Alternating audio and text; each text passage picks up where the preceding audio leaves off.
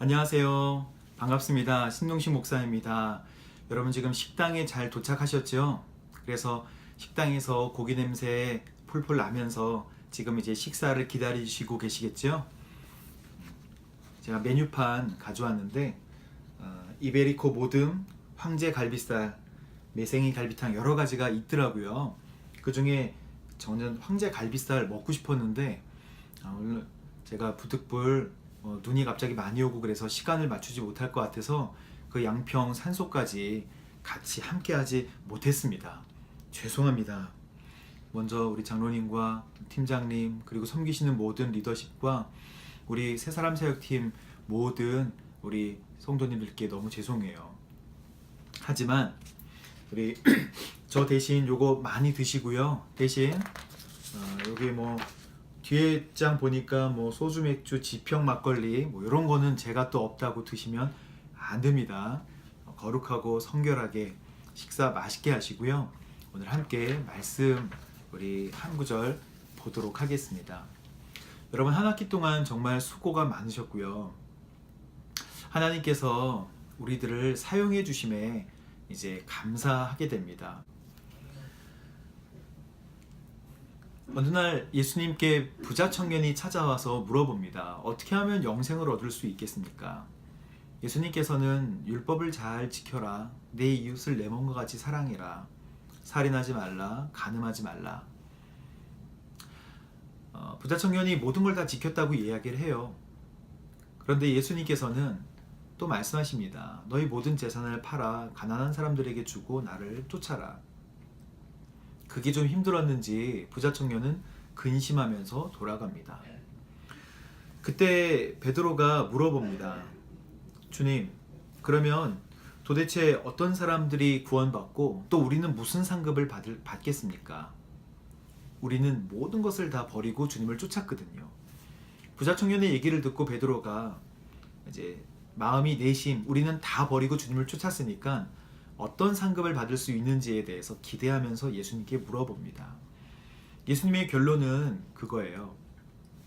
먼저 된 사람이 나중될 수도 있고 나중된 사람이 먼저 될 수도 있다. 그러면서 마태복음 20장에 천국에 대한 비유의 말씀을 해주십니다.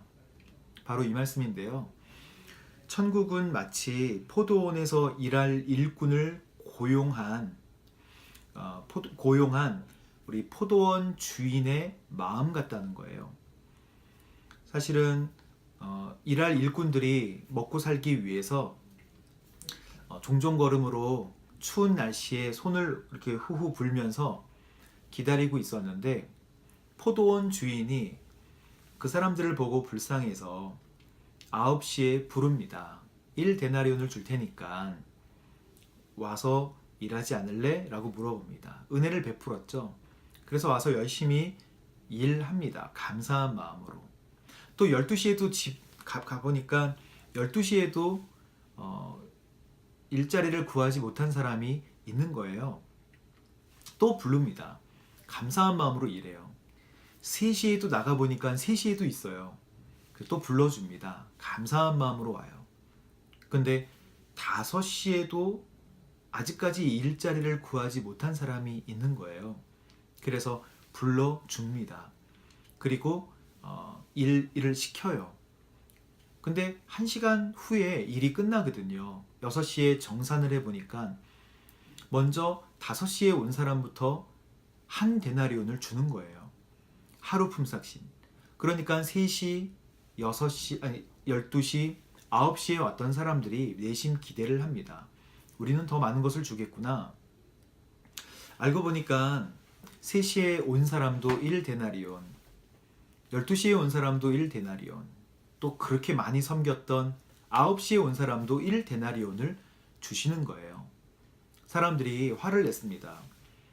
내가 이렇게 많이 노력하고 이렇게 많이 시간을 들였는데 왜 나에게는 뒤에 온 사람보다 더 많이 줘야지 똑같이 줍니까? 라고 불평불만이 시작되는 거예요.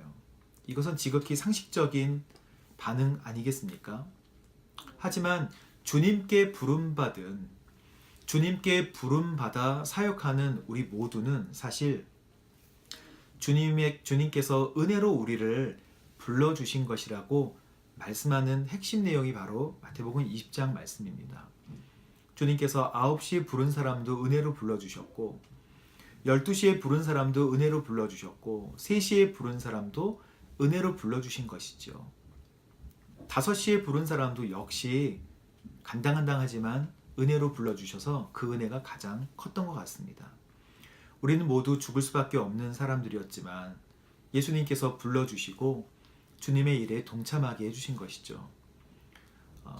가까운 서울 구치소부터 시작해서 먼 여주 교도소나 또 홍성이나 또는 우리 강원도의 또 정선까지 가는 여러 가지 어려운 사역들, 누가 더 많이 하냐 누가 더 적게 하냐가 중요한 것이 아니라 주님께 부름받아서 주님께 귀하게 쓰임받는 것 자체가 우리에게 은혜인 줄로 믿습니다. 함께 사역하고 함께 동질감을 가지고 함께 먼 길을 차 타고 왔다 갔다 시간과 열정을 쏟으신 우리 귀한 새사람 사역팀 가족들, 누가 더 많이 하고 누가 더 적게 하고 그것이 문제가 아니고요. 주님께서 우리를 구원해 주시고 또 사랑해 주셨기 때문에 내가 헌신한 것 때문에 내가 받을 은혜가 당연하다라고 생각하면 안 된다는 것이죠. 그래서 오늘 말씀은 하나님의 은혜를 우리가 당연히 여기지 말아야 되고요. 불러주신 하나님께 항상 감사함으로 주님께 섬겨야 된다는 것이죠. 그럴 때 예수님께서 제일 마지막 말씀에 또 이렇게 말씀하세요. 이처럼 나중된 사람이 먼저 되고 먼저 된 사람이 나중될 것이다. 결국 우리가 하나님께서 불러주신 은혜를 당연한 것으로 여기고 또 내가 한 여러 가지 섬김 때문에 내가 받을 은혜가 당연하다고 여겨지는 순간에 제일 마지막 사람이 된다는 것이죠. 우리 모두는 항상 주님 앞에 부족한 사람, 그리고 어려운 사람, 그리고 약한 사람임을 고백하고 불러주심에 감사합니다. 순종하는 귀한 사역자들이 되어야 될 것입니다. 오늘 모임에 함께 귀한 참여를 하지 못해서 죄송하고요. 함께하는 귀한 우리 동료들, 새사람 사역팀 가족들끼리 이런 은혜 가운데 좋은 교제를 나누시기를 주님의 이름으로 축복합니다. 함께 기도하겠습니다. 주님 감사합니다. 우리가 섬겼던 큰 섬김 때문에 우리가 받을 은혜가 당연하다고 여기지 않도록 도와주시고 하나님께서 주시는 불러주심에 감사하며 은혜 가운데 사역할 수 있도록 주님을 섬길 수 있도록 주님 인도하여 주옵소서. 예수님의 이름으로 축복하며 기도합니다. 아멘.